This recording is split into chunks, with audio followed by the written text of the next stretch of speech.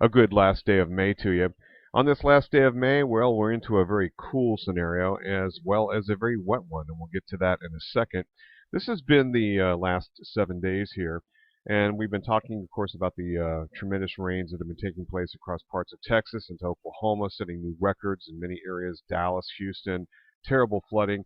Look where that moisture goes. It goes up over the top of a ridge. This is a ridge of higher pressure generally in this particular area here, and this ridge of higher pressure supports that flow getting up near the Great Lakes and then arcing it eastbound across Vermont and New England.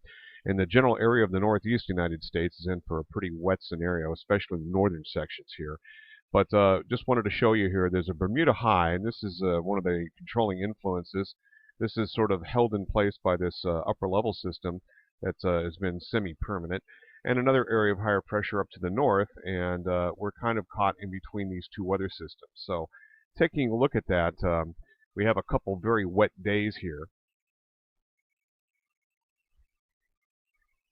This is water vapor imagery superimposed with where it's raining, and some pretty healthy rains with an area of low pressure here. This is the upper level trough, and that water vapor, you can see it streams north out of the Gulf of Mexico source region and then arcs it over around that Bermuda high pressure system and then across our neck of the woods. It's going to be a pretty wet scenario.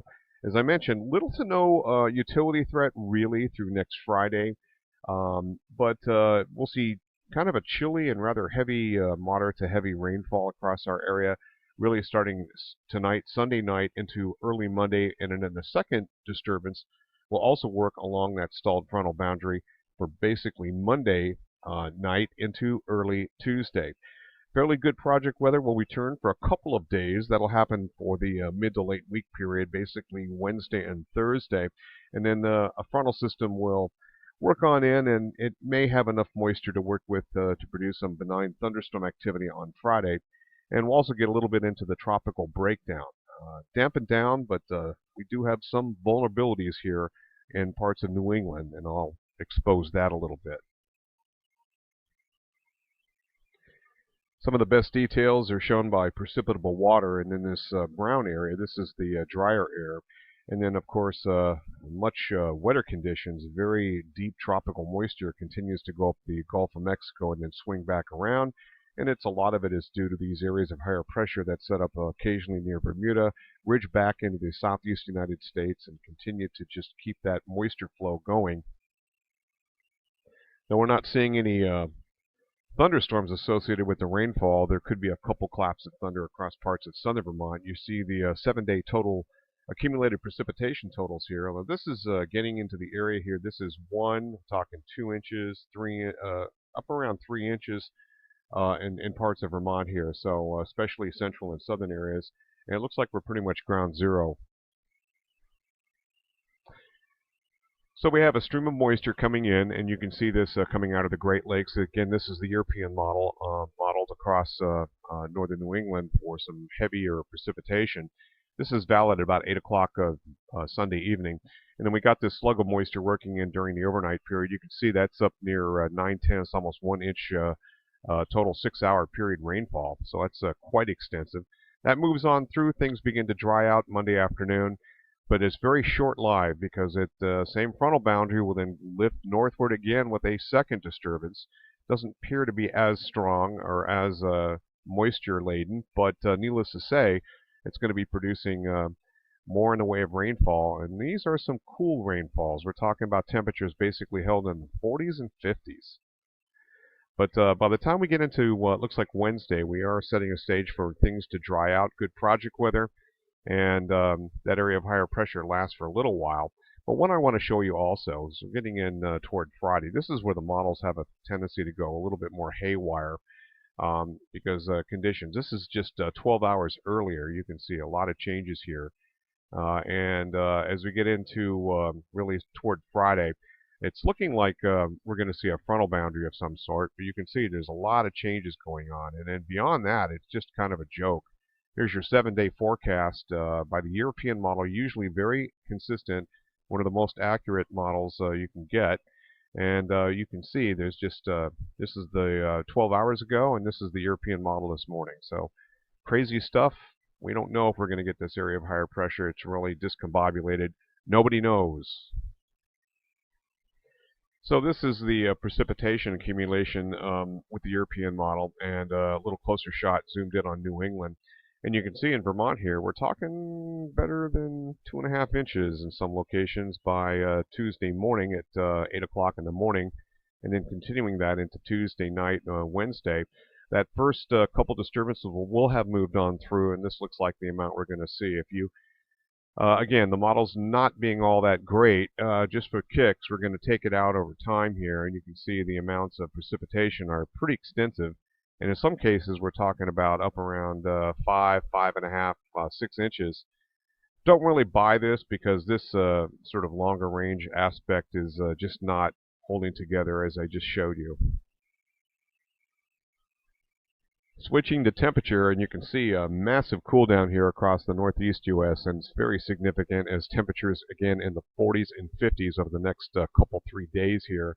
This is the 3 days later aspect. We start to make a little bit of a warm up, and indeed around 3 degrees above normal. All good there.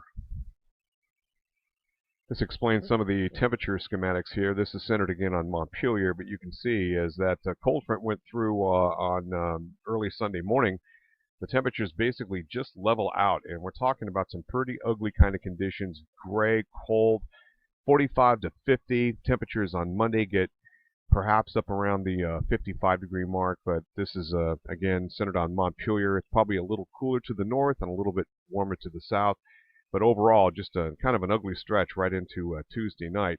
And then from there, we start to step ladder back up into more reasonable temperatures, hitting roughly about 75 degrees. These will be very nice, good project weather days, so hence, and also lower dew points, and we'll check those in a second.